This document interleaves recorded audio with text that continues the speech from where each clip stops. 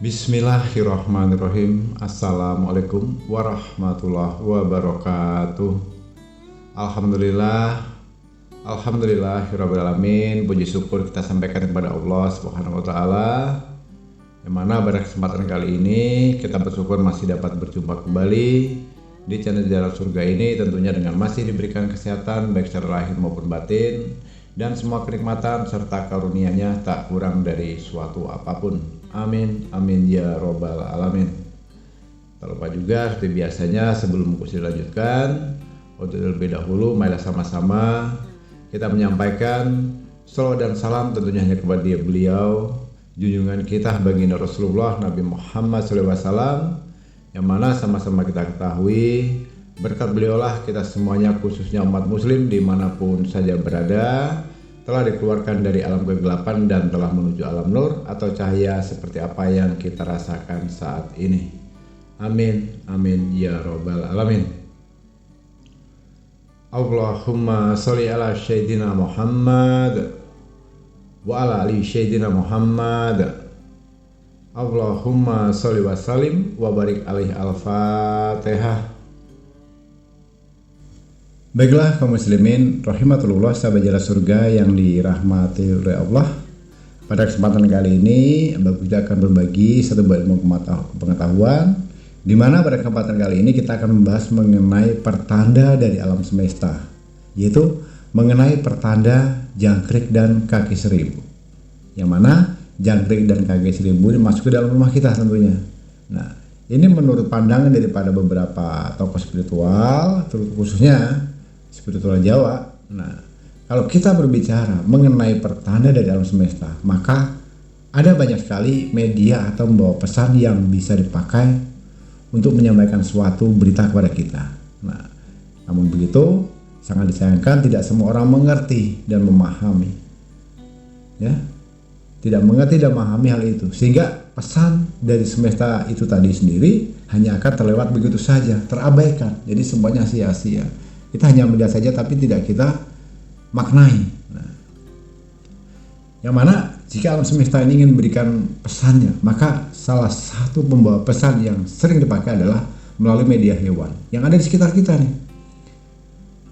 Dimana pada kesempatan kali ini kita akan bahas mengenai jangkrik dan kaki seribu. Kaki seribu ini kalau dalam bahasa Jawa sering disebut luwing ya, bukan kelabang atau kelipan ya, tapi luwing, kaki seribu. Kalau kelabang itu kan yang berbisa ya, bis beracun. Kalau luwing atau kaki seribu ini binatangnya bulat, gendut, agak panjang dan jinak. Dia tidak beracun dan tidak nakal. Beda dengan kelabang. Nah, itulah diantaranya apa yang akan terjadi atau itu suatu bentuk pertanda apa jika masuk ke dalam rumah kita sebagai pertanda dari semesta.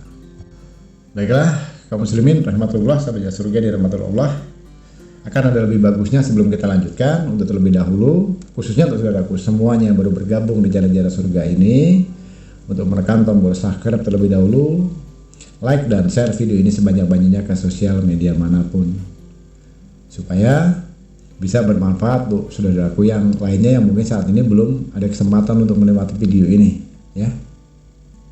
Jadi yang pertama saudara, pertanda jangkrik masuk rumah, urutan yang pertama itu adalah bisa dilihat berdasarkan waktunya ya, yaitu pada siang hari atau malam hari.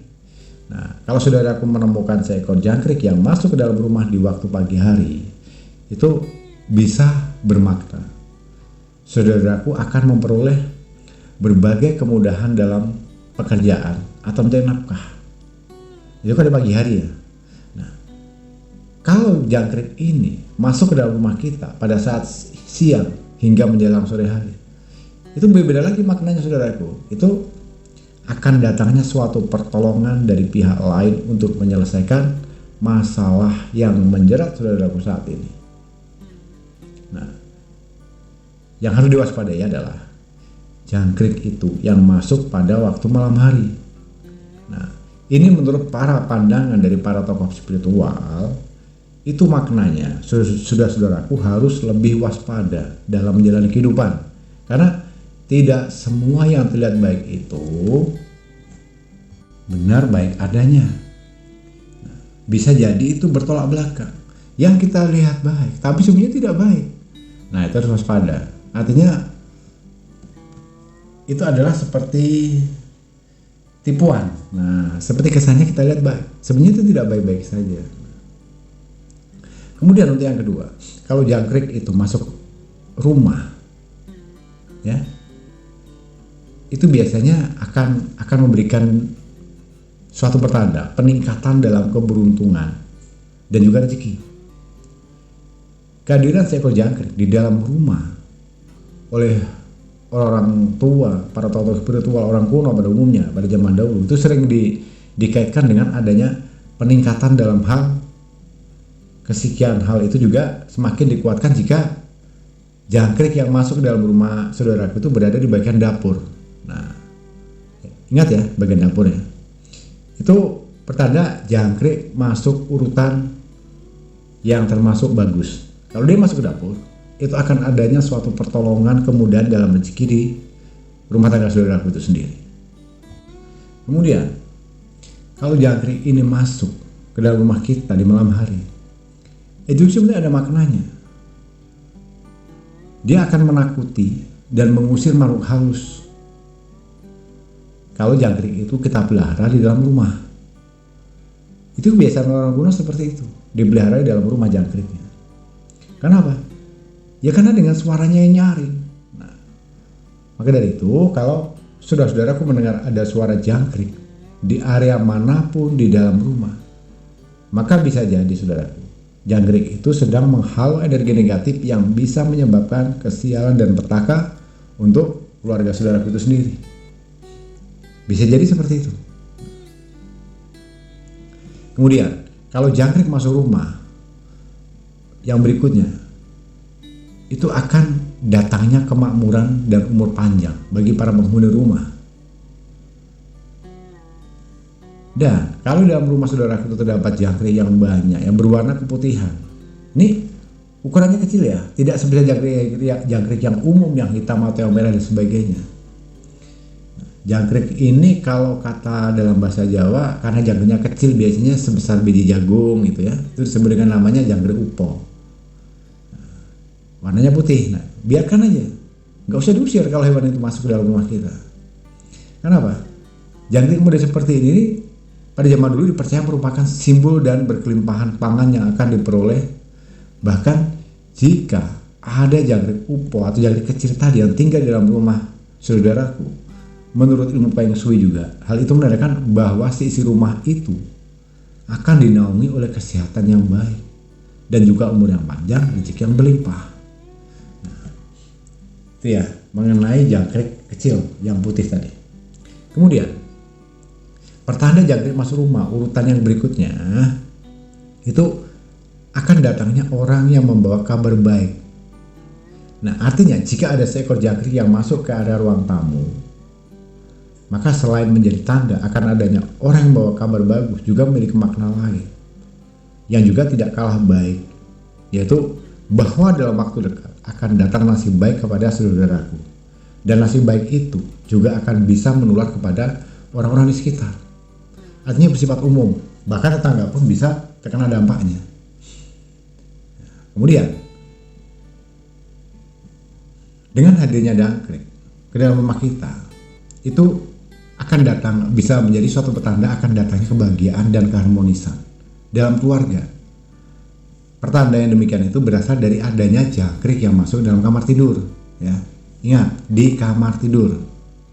Selain membawa makna akan datangnya kebahagiaan dalam kehidupan rumah tangga, ternyata jangkrik yang datang di dalam kamar kita itu juga itu menjadi tanda bahwa pasangan saudaraku akan mendapatkan rezeki nomplok yang lumayan besar.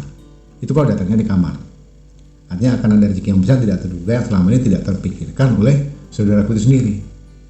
Nah, kemudian berikutnya, bisa jadi kalau hadirnya jangkrik ke dalam rumah kita itu akan memperoleh suatu kebahagiaan, namun hanya sementara saja. Nah, waspada kalau saudara-saudaraku menemukan jangkrik di dalam kamar mandi.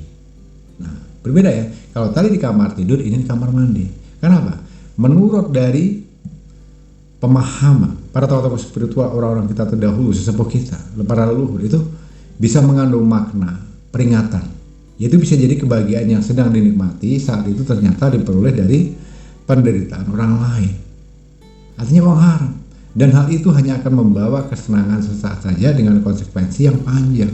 Akhirnya berdampak buruk untuk saudaraku sekeluarga. Nah, kemudian kalau dia masuk rumah, itu bisa juga akan datangnya suatu masalah dalam hari tertentu yang kurang baik. Ini ditunjukkan dengan adanya seekor jangkrik yang mati di dalam rumah. Nah, kalau ada jangkrik otomatis di dalam rumah, itu bisa jadi saudaraku atau penghuni rumah yang lain akan mengalami masalah keuangan. Adanya gagal panen, penurunan dalam kesehatan, kegagalan dalam asmara, penurunan omset, ya, sulitnya rezeki dan sebagainya. Yang berkonotasi negatif, artinya menyangkut masalah finansial juga. Jadi begitu saudaraku ya. Jadi setelah saudaraku paham dengan pertanda jangkrik yang masuk ke dalam rumah, maka kita akan beralih sekarang untuk pembahasan yang selanjutnya, yaitu mengenai pertanda kaki 1000 yang masuk ke dalam rumah. Kaki 1000 atau luwing itu. Tapi agar kita semuanya berada dalam satu pemahaman, perlu dijelaskan bahwa kaki 1000 dimaksud tadi seperti yang sudah bagus disampaikan, bukanlah kelambang, melainkan luwing, ya. Selain itu, pertanda kaki 1000 masuk rumah di dalam kitab Primbon juga banyak disebutkan. Tokoh-tokoh spiritual juga banyak meyakini berdasarkan waktu dan juga maknanya secara umum tidak ditemukan makna berdasarkan lokasi. Nah, artinya oleh sebab itu pilihlah yang sesuai dengan kondisi kehidupan saudaraku itu sendiri. Pertanda kaki 1000 masuk rumah yang pertama itu adalah dibedakan berdasarkan waktunya, yaitu pagi, siang, dan malam hari. Artinya, jika ada kaki binatang kaki 1000 itu masuk ke dalam rumah pada waktu pagi hari, maka maknanya adalah saudaraku akan berhasil mencapai tujuan hanya dengan pertolongan dari orang lain.